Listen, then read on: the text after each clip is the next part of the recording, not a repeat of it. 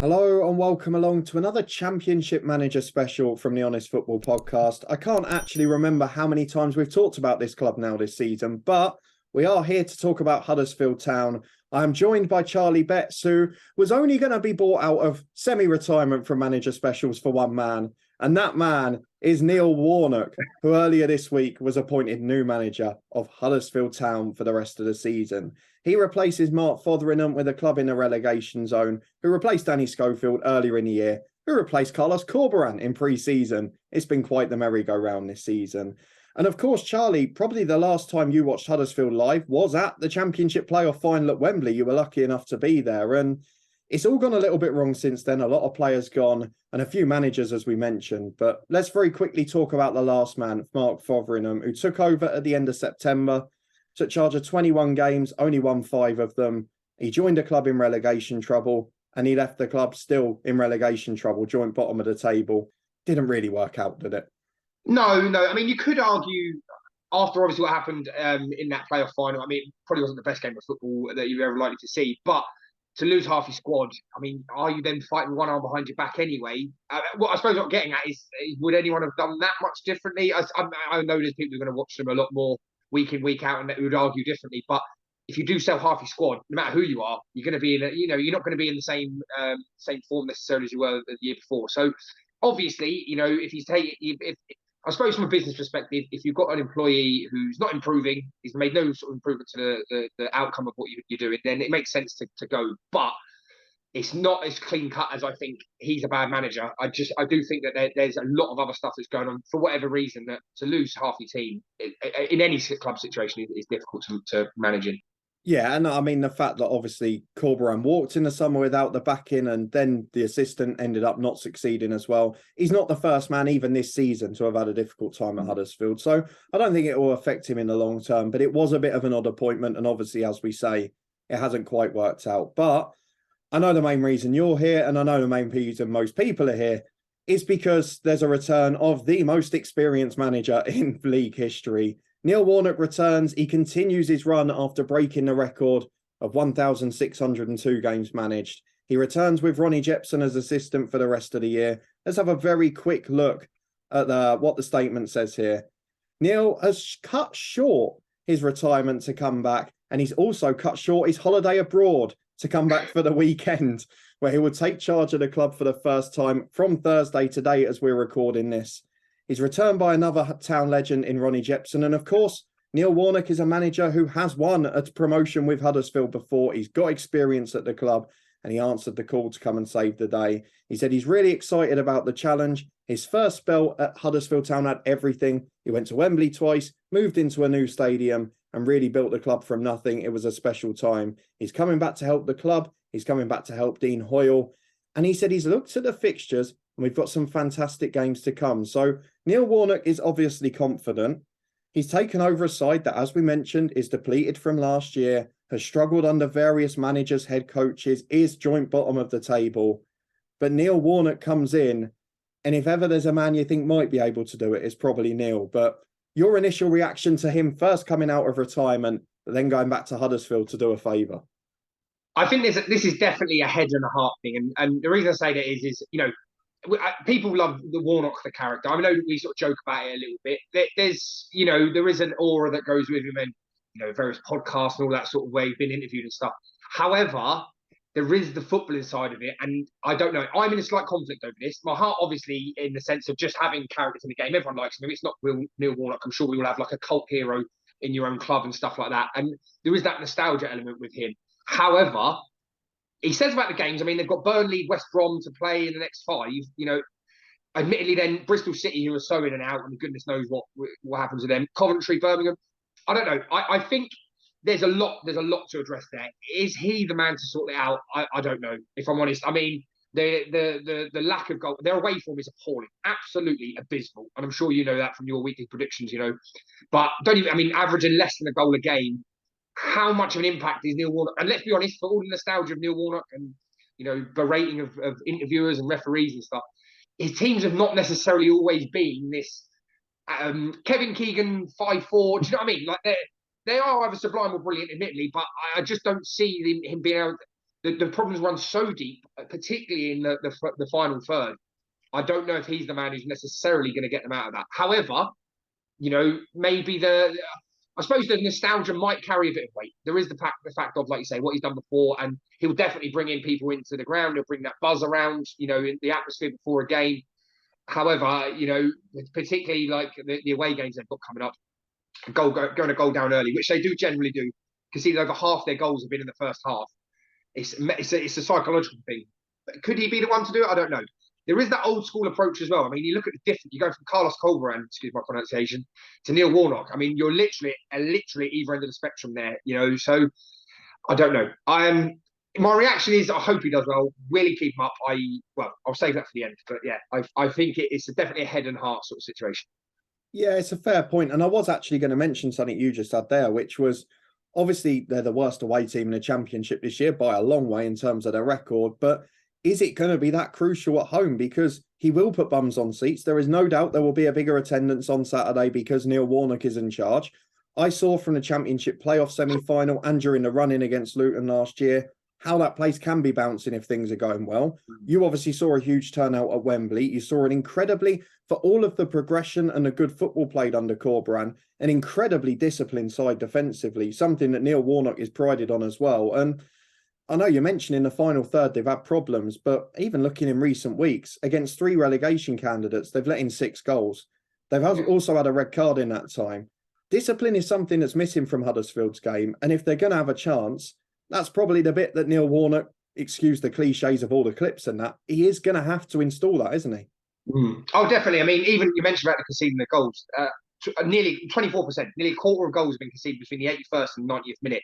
And no matter which way you dress that up, that is a discipline issue, really, isn't it? Because it's the concentration, fatigue, and maybe into a point that the substitutions that you make, and he is a shooter at that. As good as you can be defensively, I think they're in such a difficult state that even if they draw 0-0 for the rest of the season, I still don't think it's going to be enough, because discipline's great, but if you've got players who pretty much just aren't good enough, it's only so much discipline is going to carry you. So for me, yeah, I think that might change. Maybe the times they're conceding the goals, and he might shore it up a little bit. But I know you mentioned about the defensively, but I still think not scoring goals, that's where your money's made, really, to be brutally honest. So I don't know. If he can sort them out the back, perhaps it's a good foundation. But is that enough to keep them up? I'm not sure. Yeah, it's a fair point. I did just want to, before we move on to the team's fixtures and whether we think they'll survive or not, just looking at Neil Warnock's record, and it is something that maybe he doesn't get enough credit for at times. And I was going to get your opinion on this, because in his recent jobs, we obviously know what happened at the end of the Middlesbrough spell, where he was sort of let out the door before a game. Chris Wilder came in. Middlesbrough got worse. Obviously, it's now been resolved under Michael Carrick. He left Cardiff the first season after they went down from the Premier League. They got worse after sacking him and are still really struggling against relegation with various managers since. Is there an argument that Neil Warnock has made most of his recent clubs better? And despite the fact he's ended with sackings in those two, and aside from all the cliches and the love for his character and all of that, he maybe doesn't get the praise he deserves, even in his recent jobs, with what have been fairly limited budgets by their resources in comparison to other teams. Yeah, I mean, I suppose you look at what he did at Rotherham, because that's probably in terms of this job, that's a similar situation in recent memory. I know what he did at Huddersfield, but football in the 90s it was a very different time to now. It makes me and you feel really old, obviously. But the sort of principle of that. So you look what he did at Rotherham. I suppose you could argue that. I think the difference is Cardiff, he had maybe 4 years there, 3 years there at least. Middlesbrough, he was there at the beginning of the season. You're coming in at the end of February in a team where really you can't bring any personnel. And that's one thing that you would say for Warnock.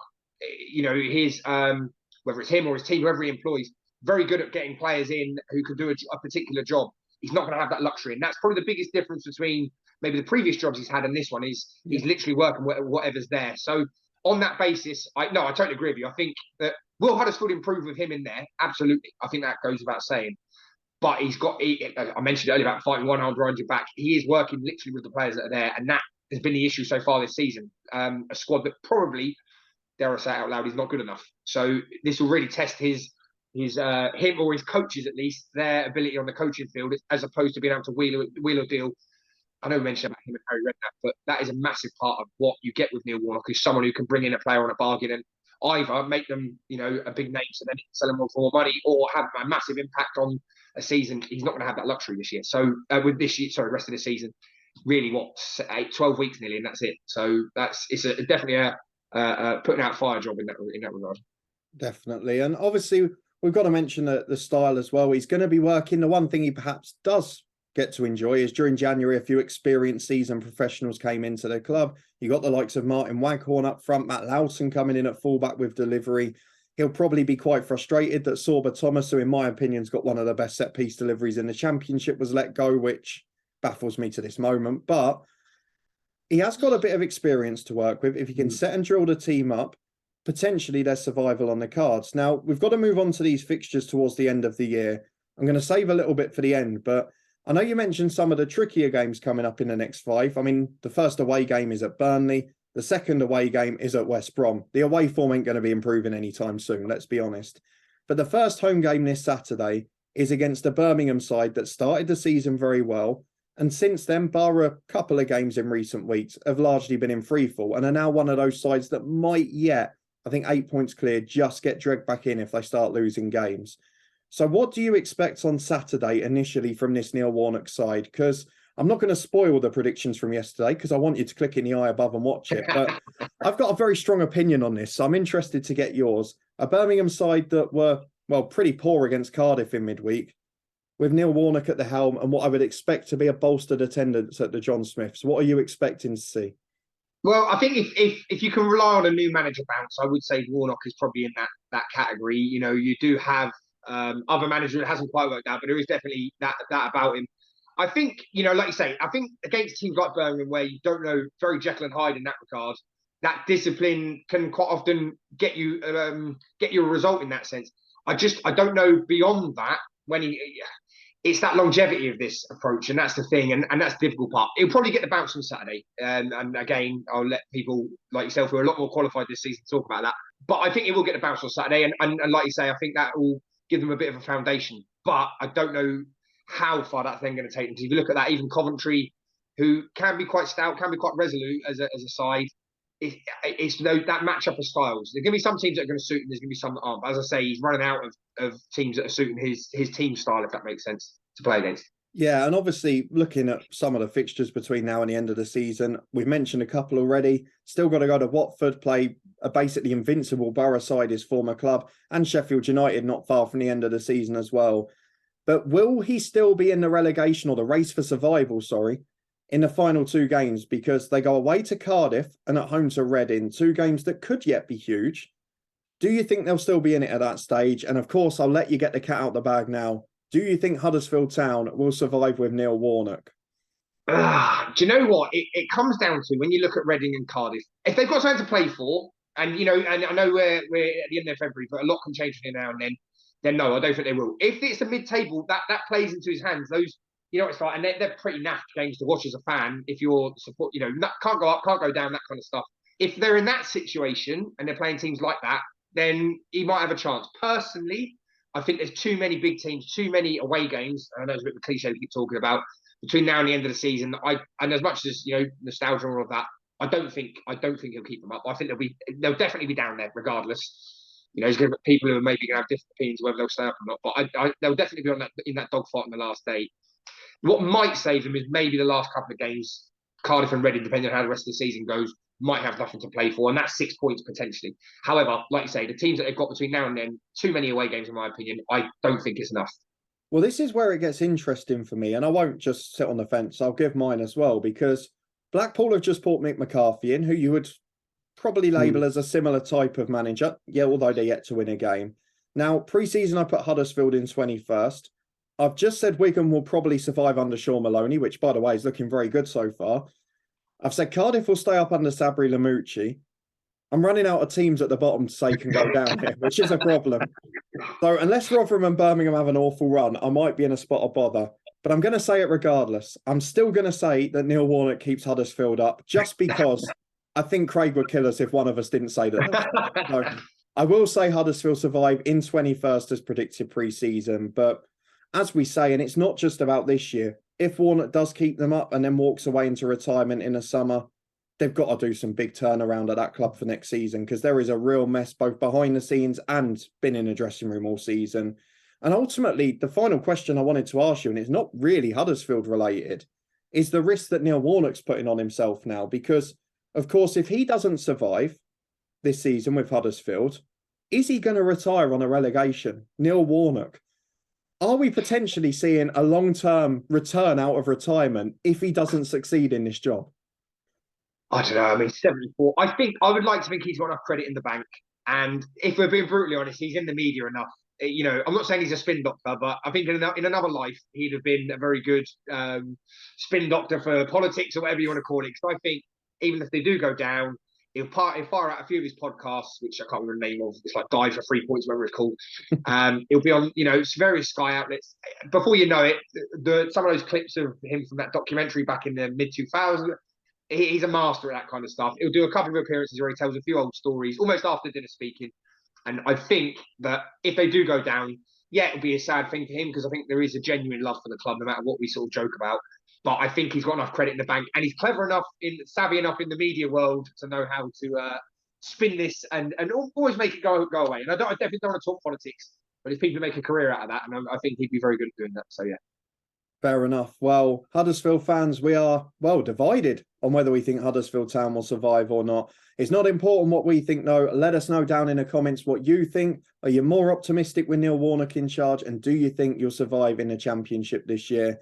If you did enjoy this episode and hearing our views, do put a thumbs up on it. Subscribe for regular content from the podcast. You can find last week's predictions, or this weekend's predictions even, up in the eye above now. Check those out and see what we've predicted for the Birmingham game.